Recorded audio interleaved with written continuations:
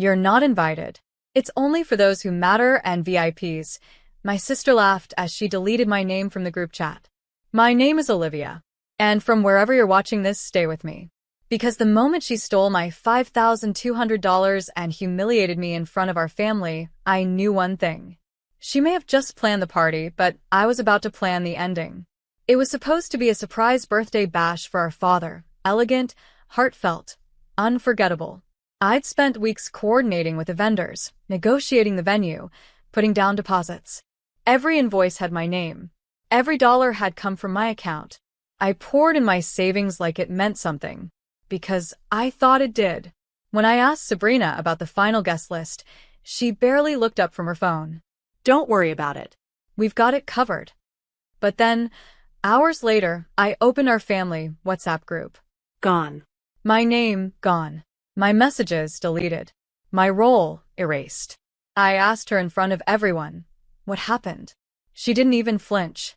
She just laughed and said, "Oh, Olivia, this is for people who matter. It's a VIP thing now." And just like that, I was disinvited from my own father's birthday party. The one I funded. Everyone else, they laughed. Even my father chuckled awkwardly and said, "Just let it go. Your sister knows what she's doing." I stood there, feeling the weight of every ignored effort, every time I had been the one in the background, the one cleaning up, stepping aside, making room. My throat tightened. My ears rang. But I didn't scream. I didn't argue. I just looked her dead in the eye and said, "Perfect." That night, while Sabrina posted sneak peek stories on Instagram, I opened my laptop. My heart pounded. My fingers were ice. But I didn't hesitate. I canceled the ballroom reservation, logged into the account with my credentials. Then the caterer. I sent an email. "We no longer require services. Please confirm cancellation." The decorator. The string quartet. The cake order with the gold fondant ribbon. One by one, I shut it all down. The last thing I did? I messaged every invited guest personally. "Hi, just letting you know the event for Mr. Patterson's birthday has been postponed due to unforeseen circumstances. Sorry for the change." No one questioned it. No one suspected. Not even her. The next morning, the sun rose like it always does. Sabrina got ready like it was her wedding day. Silk dress, designer heels, makeup artist at home. I stayed in my pajamas, sipping tea, scrolling through her countdown posts with quiet calm. Then my phone buzzed. Once. Then again. And again. She was calling. Then our mom. Then our cousin Danielle. I didn't answer. Because by the time they arrived at the venue, the doors were locked. The lights were off. The parking lot was empty. And on the most important day she thought she owned, only one person showed up. And it wasn't who she expected. Growing up, I was always the helper. The fixer. The quiet shadow that held the house together. And she, Sabrina, was the favorite. She was beauty, charm, chaos. I was routine, effort, apologies. She lit fires. I put them out. When we were 8, she told our neighbor I'd broken their window. I hadn't. She had. But when my parents asked and I said nothing, she stood there with big innocent eyes and let me take the blame. By 13, I was the one who made dinner while our mom worked double shifts. Sabrina? She borrowed mom's lipstick and snuck out with boys twice her age. She got caught stealing from mom's purse to buy shoes. She cried, pouted, promised it was just once. They hugged her. I got a lecture about being more supportive. By the time we hit high school, I worked at a diner after school to afford my own prom dress. Sabrina's? She wore a $900 gown that friend paid for. Later I found out mom had sold her engagement ring to cover it. The same cycle played into adulthood. When dad had a stroke, I moved back home to take care of him. I cleaned him up, fed him, drove him to therapy 3 times a week. I even took freelance remote work just to stay nearby. Sabrina? She flew to Cancun the next morning and posted selfies at an infinity pool with a caption. "Life is short. Be legendary." And yet, when she walked into a room, people smiled. When I walked in, they handed me a trash bag or asked if I'd bring more ice. I didn't mind being useful, but I did mind being invisible. This birthday was supposed to be different. A surprise party I planned not just to honor Dad, but maybe to reclaim a little space for myself. To finally be seen. I thought if I worked hard enough, if I created something beautiful enough, they'd notice. I thought maybe, just maybe, he'd say, "I'm proud of you." But Sabrina beat me to it. Or rather, she stole her way in like she always had. She took the funds, hijacked the plans, and turned it into her show. Then she deleted me from the group chat like I was an intern who had served her purpose. Not even a thank you. Not even a let's talk about it. Just a smirk. She used me like a donor, and erased me like I never existed. The worst part wasn't that she excluded me. It was that no one else cared. Not my mother. Not my aunts. Not even Dad, the man I fed, lifted, cleaned, and carried for the last 11 months. But this time, I wasn't going to just disappear into the kitchen or the background. I wasn't going to beg for space at a table I paid for. If they couldn't remember who I was, I'd make sure they never forgot what I did. It started with the receipts. I wasn't snooping, just organizing. After she kicked me out of the planning group, I decided to tidy up my email confirmations. That's when I noticed something strange. The banquet hall, the one I'd paid the $2,000 deposit for, was no longer showing under my login. When I clicked Forgot Password, it said the recovery email had been changed. I called the venue. Calmly. Professionally. The woman on the line checked the file and said, "Oh, your sister Sabrina already informed us. She's the new primary contact." I blinked. Did she make any additional payments? She hesitated. No. "We still have your deposit, but she said you transferred the event to her." I didn't. I hung up, my heart pounding, and called the florist next. Same story. Then the decorator. The photographer. Even the bakery I'd selected for Dad's cake, a 3-tiered masterpiece with his favorite chessboard design. Each vendor now had Sabrina listed as the client. But the payments? Still under my name. My card. My money. That's when it hit me. This wasn't just exclusion. This wasn't just another cruel sibling stunt. She was stealing the event, rebranding it, making it hers.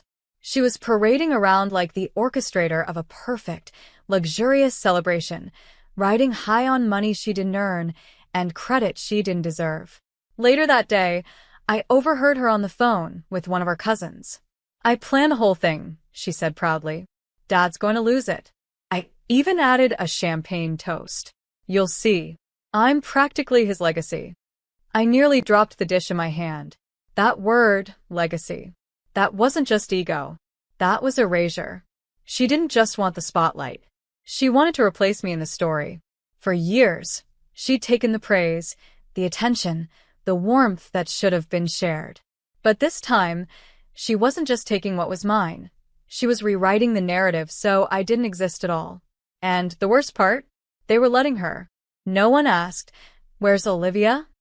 No one said, "She did all the work." No one questioned how the girl who hadn't paid a dime was suddenly the host of a $5,000 event. But I've always been the quiet one, the helper, the invisible engine. And quiet doesn't mean powerless.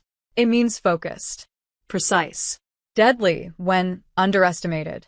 She wanted me to vanish from the room, then I'd vanish. But not before flipping the table she set with my money. At midnight, while the rest of the house slept in smug satisfaction, I opened my laptop. I had every receipt, every invoice, every confirmation email, neatly saved, categorized, timestamped. I started with the biggest piece, the banquet hall. I called the manager directly. He recognized my name. "You're the one who made the initial booking, correct?" "Yes," I replied, calm and clear. "And I'm canceling it. Effective immediately." He paused, confused. "But your sister." "She isn't on the contract." "I am." Click. Then came the caterer. I drafted a short, polite email. "Hello. Due to a change in plans, we will no longer require your services for the Patterson event. Kindly confirm cancellation and refund processing as per our agreement." Send. The decorator? Same. The custom cake? Cancelled. Refund requested. The violinist? Released from duty.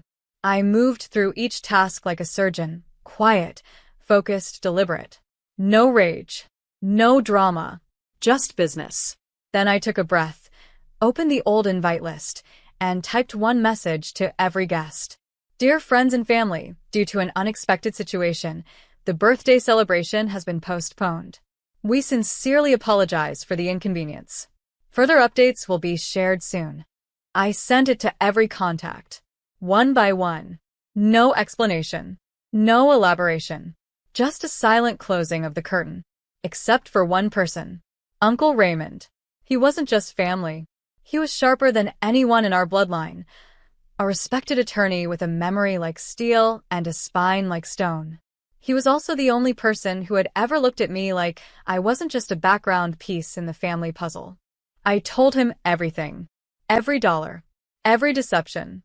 Every time Sabrina rerouted a vendor using my funds and called it hers. He didn't interrupt. Didn't react. When I was done, I stared at the screen, waiting for some kind of outrage. Instead, he typed back 5 words. Be at the venue tomorrow. And then one more. Just watch. I sat back in my chair, heart thudding. My fingers trembled, not from fear, but from release. For the first time in years, I wasn't the one cleaning up after someone else's mess. I was rewriting the story, and this time, the ending would be mine. The morning sun rose like nothing had happened. It was my father's birthday. And Sabrina? She looked like she was heading to the Oscars. Sequin gown, fresh gel nails, designer heels.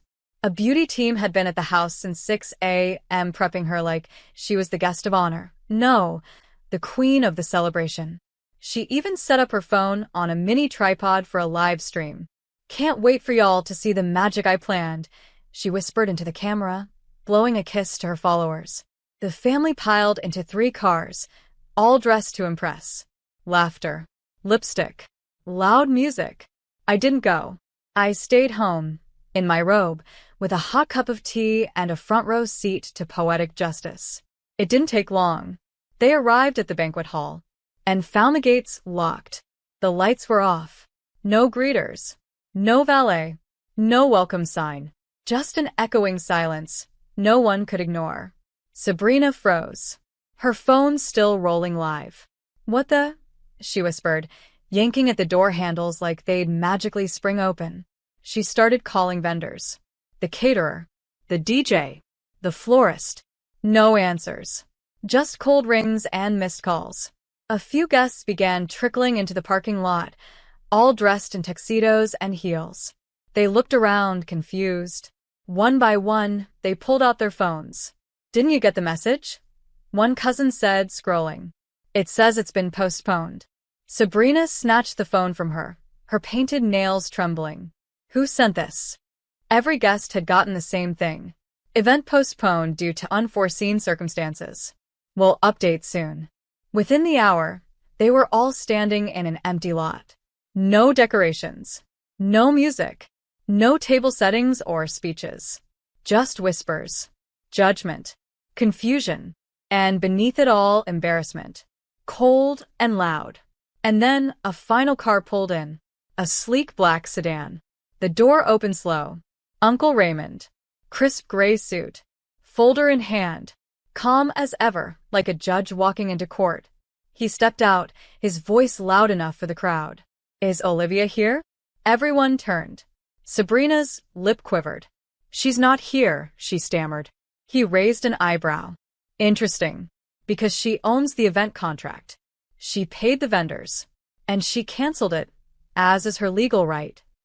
People gasped. Sabrina looked like a statue, glassy-eyed, stiff, stunned. Uncle Raymond opened the folder slowly. You rerouted funds. Misrepresented authority. That's called misappropriation. He handed her a printed invoice breakdown. Unless you repay the full amount immediately, you're looking at a formal complaint. Civil, possibly criminal, depending on intent. Silence. Complete, cutting silence. No live stream. No clapping. Just a frozen girl in glitter, exposed in front of the very people she tried to impress. And there I was, not even present, but louder than ever. The only person who showed up? The one who mattered. Back at home, all hell broke loose. Sabrina stormed in first, heels in hand, makeup streaked from sweat and panic. "You embarrassed me," she screamed. "You ruined everything." I didn't flinch. I didn't raise my voice. I just slid the folder across the table. Smooth. Final. Like the closing scene of a courtroom drama. Receipts. Contracts. Emails. Payment confirmations. Proof. "I cancel what I paid for," I said calmly. "You try to sell my work as your own." She stood there, panting, shaking, looking for something to break. But there was nothing left. Mom came in next, holding her purse like a shield. She opened her mouth to say something, probably her usual line. "Let's not overreact." But this time she said nothing. Just sat down slowly, her eyes darting between us. Then Dad wheeled in from the hallway, still weak from his last round of therapy. His voice was quieter than it used to be, but it landed like thunder. "Sabrina, is this true?" She didn't deny it. She broke. The glittering goddess, the self-made legacy, the birthday queen, collapsed right there on the couch, sobbing into her hands. She blamed stress. She blamed pressure. She blamed me. "She's always trying to ruin me," she wailed. "You all never saw how manipulative she is." But no one was buying it anymore. Mom didn't even move to comfort her. Just stared at the carpet like it was telling her a story she'd ignored for too long. Dad looked tired. Disappointed. Maybe even embarrassed. I said nothing more. I didn't need to. Because the real damage wasn't in the cancellation. It was in the exposure. By evening, the family group chat, the one I'd been kicked out of, was dead. People quietly exited, one by one. Word spread. Fast. Our aunts, cousins, church friends. They all heard what happened, that Sabrina used my money, deleted my name, and ended up hosting a party no one showed up to. Her image? Shattered. Her influencer page dropped 1,200 followers in less than 24 hours. Her last post, the one about planning Dad's perfect day, was filled with comments. "Liar. Tell the real story. Stealing your sister's shine isn't cute." She tried damage control. She posted a teary apology video with the caption, "We all make mistakes." But no one was buying it. Her sponsors pulled back. Collaborations vanished. The invitations stopped coming. Her world wasn't just unraveling. It was collapsing. And not because I shouted or cursed or exposed her online. No. It was collapsing because I refused to stay erased. Because I let her build her empire on my back and then calmly walked away, taking every brick I laid with me. And without me, she had nothing but glitter and dust. 2 months later, I launched my own event planning service. No big signs. No flashy PR. Just a simple name, a clean website, and a promise. Beautiful things done right. Guess who helped me get started? Uncle Raymond. He showed up one morning with a binder full of legal templates, a list of reliable vendors, and a small card that just said, "Quiet justice is the loudest kind." My first booking was a baby shower. Modest, cozy, but filled with heart. I cried in the car after setting up the final table.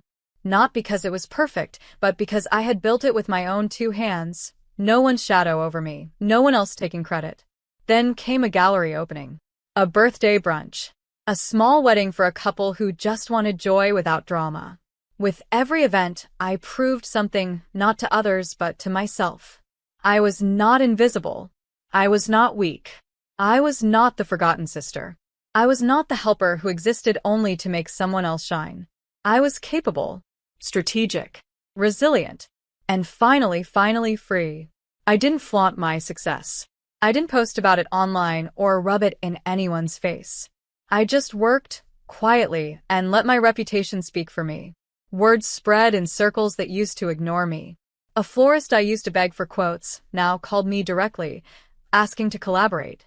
A venue manager sent me referrals saying, "We've heard you're reliable. You do things right." Then one afternoon, Dad showed up. No announcement. Just walked into my tiny office with his hat in his hands. He looked smaller than I remembered. He placed an envelope on my desk without saying a word. Inside, a handwritten note and a check. "I'm sorry I didn't see what was happening," it read.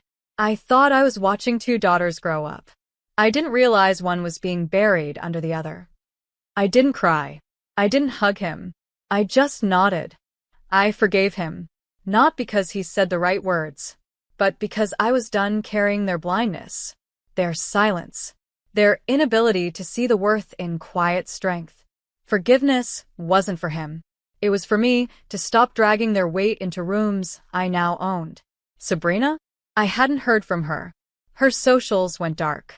Word was she moved to another city, trying to rebrand. I didn't care. She could reinvent herself 1,000 times. But I wasn't reinventing anything. I was just finally being who I always was, without apology, without erasure. 6 months later, I hosted my biggest event yet, a charity gala for underprivileged students. The same banquet hall, the same date, a new reason. This time, it wasn't about status or applause. It was about giving kids a moment to feel like royalty, to be seen, celebrated, and poured into, the way I had always wished someone would do for me. Vendors didn't ghost me anymore. They greeted me with handshakes and respect. Every detail was polished. Golden candlelight, string music, a 3-course meal plated like art. And this time, I was the name on every document, every invoice, every introduction. The hall buzzed with joy, laughter, gratitude. And I stood by the door. No gown, no spotlight, just a clipboard and a soft smile, watching it all unfold like a dream I'd waited years to wake into. A woman passed by, her daughter clinging to her arm in a dress 2 sizes too big. She looked around the room, eyes wide with wonder, then turned to a volunteer and asked, "Who planned all this?" The volunteer didn't hesitate. She just pointed and said, "Her. Olivia." I'll never forget the look the woman gave me. Not admiration, not awe, just quiet recognition. The kind you give someone who finally took up space and earned it. Sabrina? No one had seen her in weeks. Rumor was she tried to launch a new influencer brand in another city. It didn't land. Her last known scandal involved an unpaid brand deal and a public call-out post that went viral, not in the way she hoped. She unfollowed me months ago, and I never looked back, because by then, I wasn't the helper anymore. I wasn't the scapegoat, or the sidekick, or the forgotten older sister. I was the builder, the host, the name behind the invitation. And this time, the invitation had my logo on it. As the music swelled and the children danced under fairy lights, I walked to the back of the room, near the same double doors she once locked me out of. I rested my hand on the handle. I remembered how cold it had felt that day, locked, closed, unwelcoming. Now, it was warm, because the people inside had come not for power, not for show, but for purpose. And I had given it to them. In the end, I didn't need revenge that screamed.